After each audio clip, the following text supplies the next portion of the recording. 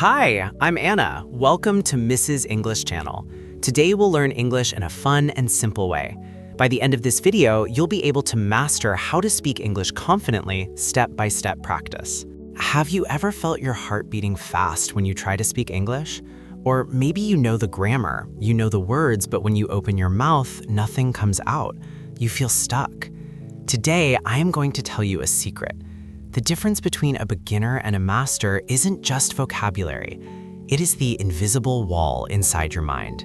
Today, we are going to break that wall down. Wow, the invisible wall. That sounds serious, Anna, but I know exactly what you mean. It happens to everyone, Sam, even advanced learners. Exactly. I remember when I first started learning a new language, I would walk into a shop and I would rehearse exactly what I wanted to say in my head. Hello, I would like a coffee. I said it perfectly in my mind 10 times. And what happened when you got to the counter? I froze. The barista looked at me and I just pointed at the menu and whispered, "Coffee, please." I felt so small. I lost all my confidence. That is exactly why this lesson is so important. Confidence is not about being perfect. Confidence is about connection. Many students think if I don't make mistakes, I will be confident. But actually, it is the opposite. You must accept mistakes to become confident. So we are going to learn how to be comfortable making mistakes today? Yes, but more than that. We are going to learn specific techniques, actual phrases and habits that make you sound confident, even if your grammar isn't perfect. We will cover how to buy time when you forget a word, how to simplify your thoughts, and how to use your voice to command attention. That sounds incredible. I am ready to learn. Where do we start? We start with step 1, the no sorry rule. Sam, have you noticed how often learners say sorry? Oh, all the time. They say, "Sorry, my English is bad," or "Sorry, I don't understand." Exactly. Listen to me carefully. Never apologize for learning. When you say, "Sorry, my English is bad," you are telling the other person, "Please don't listen to me. I am not good enough." You are lowering your status. That makes sense. It puts a negative label on the conversation before it even starts. But Anna, what should we say instead? If I don't understand someone, I feel like I have to apologize. You replace the apology with a request. This is a power move. Instead of, "Sorry, I don't understand," say, "Could you please repeat that?" Or, "Could you speak a little slower?" I see the difference. The first one sounds weak. The second one sounds like you are managing the conversation. Precisely. Let's try an example. Sam, I want you to pretend you didn't hear what I said. Don't say sorry. Okay. Anna, could you please say that again? Perfect. Did you hear his tone? It was polite but firm. He wasn't begging for forgiveness. He was asking for clarification. It actually feels much better to say it that way. I feel more in control. Let's look at another situation. Step 2 is called buying time. This is the biggest secret of native speakers. Sam, do native speakers speak nonstop without pausing? No, definitely not. We pause all the time to think. Exactly. But when a learner pauses, they panic. They think silence is a failure. So they say, Or they just go completely silent and look terrified. Right. To sound confident, you need filler phrases. These are magic words that give your brain time to find the vocabulary. Can you give us some examples of these magic words? Of course. Here are my top 3 favorites. Number 1, that's a good question. Number 2, let me see. Number 3, well, actually. I use "let me see" all the time. It gives me about 2 or 3 seconds to organize my thoughts. Exactly. Let's practice this. Sam, I am going to ask you a difficult question. I want you to use a filler phrase before you answer. Do not answer immediately. Okay, I'm ready. Sam, what do you think is the best solution for global warming? That's a really good question. I think we need to focus on renewable energy. Brilliant. Did you notice? He didn't panic. He said, "That's a really good question." It made him sound intelligent and thoughtful. And it gave me time to think of the words renewable energy. If I tried to answer immediately, I might have stuttered. Let's try another one. Sam, what did you do last weekend? Use "let me see." Let me see. I went to the park and read a book. Very natural. Listeners, I want you to try this. I will ask you a question. I want you to say, "Let me see," and then give a simple answer. Ready? What is your favorite food? Say it now. Let me see. Good job. It feels different, doesn't it? It feels relaxed. Relaxation is the key to confidence. Now, let's move to step 3, the KISS method. Kiss? Like kissing someone? No, Sam. KISS stands for keep it short and simple. Ah, I like that.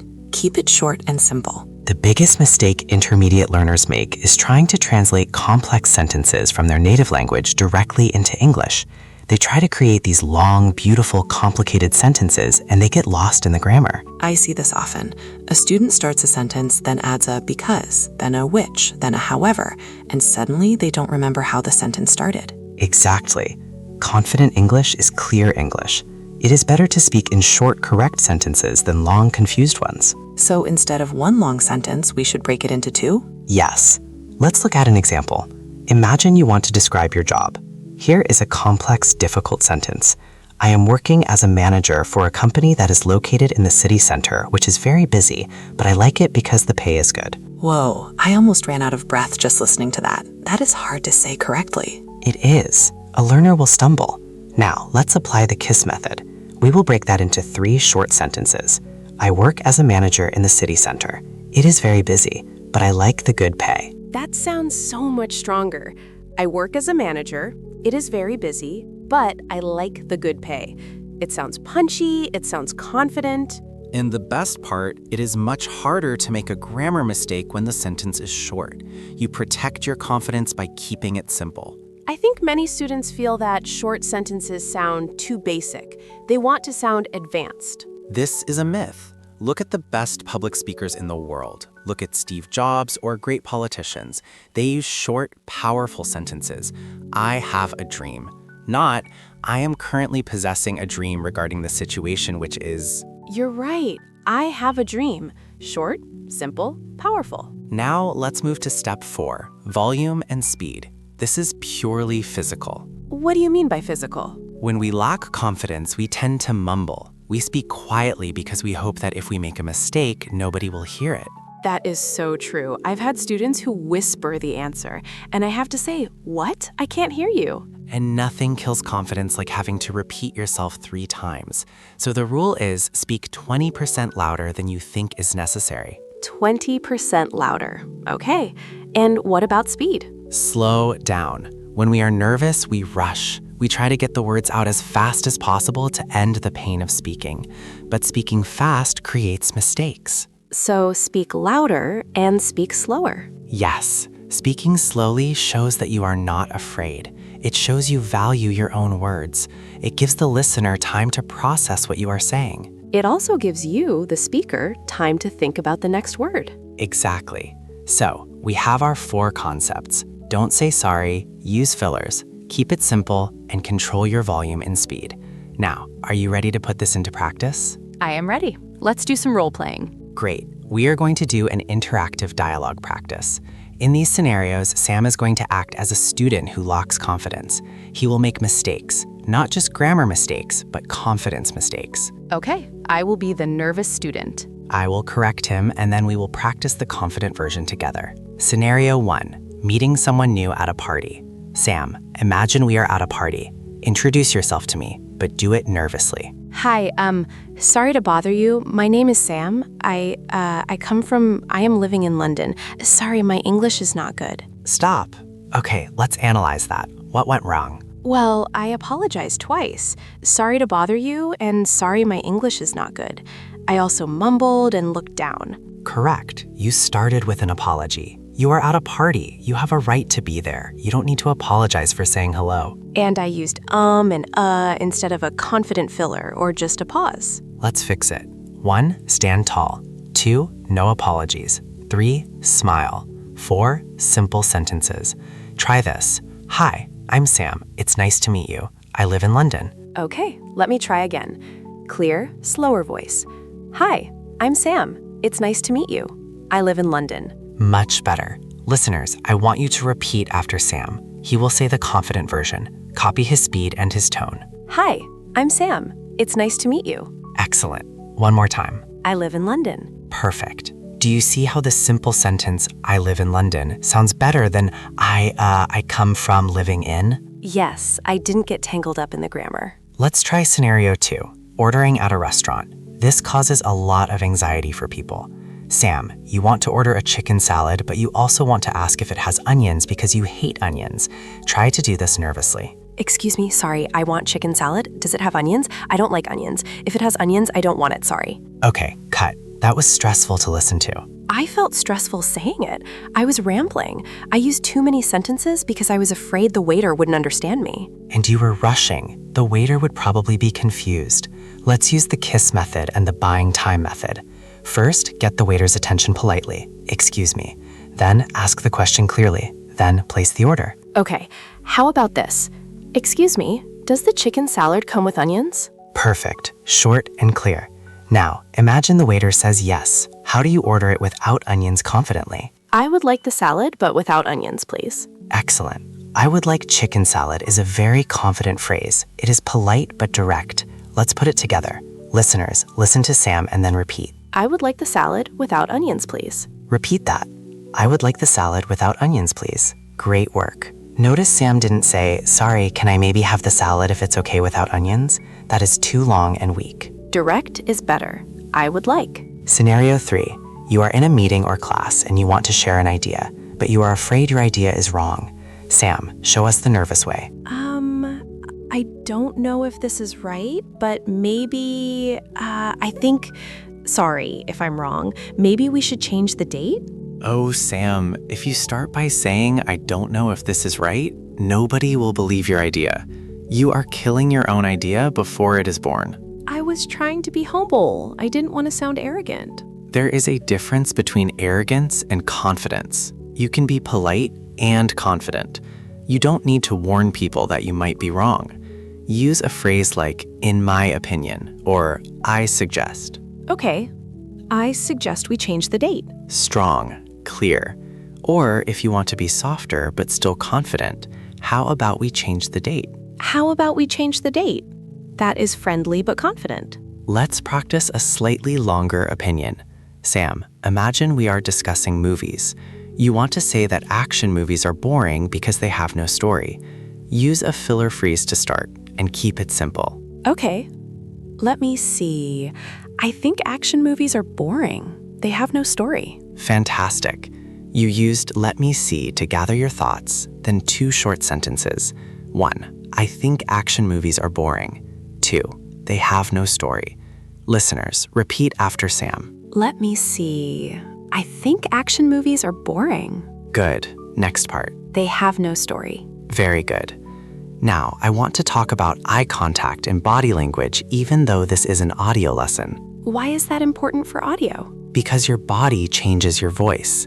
Sam, try to speak while looking at the floor and hunching your shoulders forward.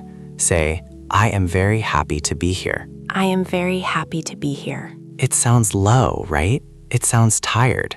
Now, sit up straight, pull your shoulders back, smile, and look straight ahead. Say it again. I am very happy to be here. Do you hear the difference? Yes, my voice projects much better. It's clearer. So even if you are on the phone or speaking on a Zoom call without video, your posture matters. Stand tall to speak confident English. That is a great tip. I never thought about how my posture affects my pronunciation. It opens up your chest and lets the air flow. Confidence is physical. Now, let's do a rapid fire round.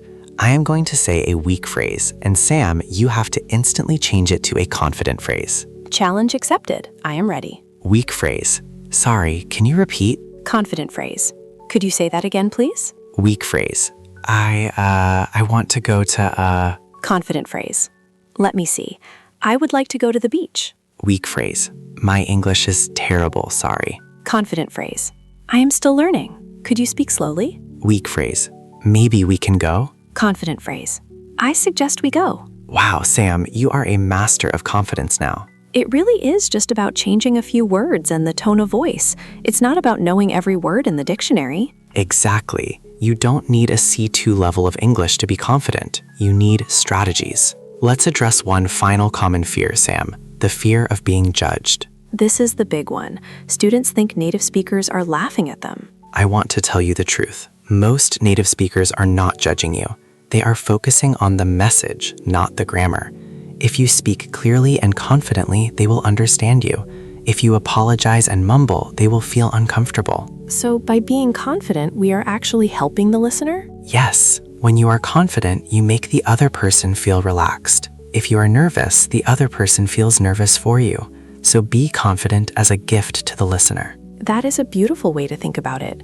Be confident to help the conversation flow. Before we finish, let's recap the main points of today's lesson. We covered a lot of ground. We certainly did. Let me try to summarize. Number 1, the no sorry rule. Stop apologizing for your English, it lowers your status. Correct. Number 2, use filler phrases to buy time. Phrases like, let me see, that's a good question, and well, actually, are your best friends. They prevent the awkward silences. Number 3, the KISS MIS method. Keep it short and simple. Don't build complex mazes of words. Break long thoughts into short, punchy sentences. Number 4, volume and speed. Speak 20% louder than you think you need to, and slow down. This gives you authority and time to think. And finally, body language. Sit up straight and smile to make your voice sound bright and engaging. You have a great memory, Sam. I took notes. That's another tip for students. Always take notes. Absolutely. Remember, confidence is a muscle. You have to exercise it. Tomorrow, try to use just one of these tips. Maybe try the no sorry rule for one day. Or try using let me see instead of Small steps lead to big changes. You don't have to be perfect today. You just have to be a little bit braver than yesterday. I feel inspired, Anna. I think I'm going to go order a coffee and speak very clearly. That's the spirit. Go get that coffee, Sam. And to all our wonderful students listening, thank you for studying with us today. You are doing a great job, and every minute you practice brings you closer to fluency. Believe in yourself, because we believe in you. Yes, keep practicing and don't be afraid to make mistakes. Don't forget to subscribe to Mrs. English channel for daily tips in English practice. See you in the next video. Goodbye for now.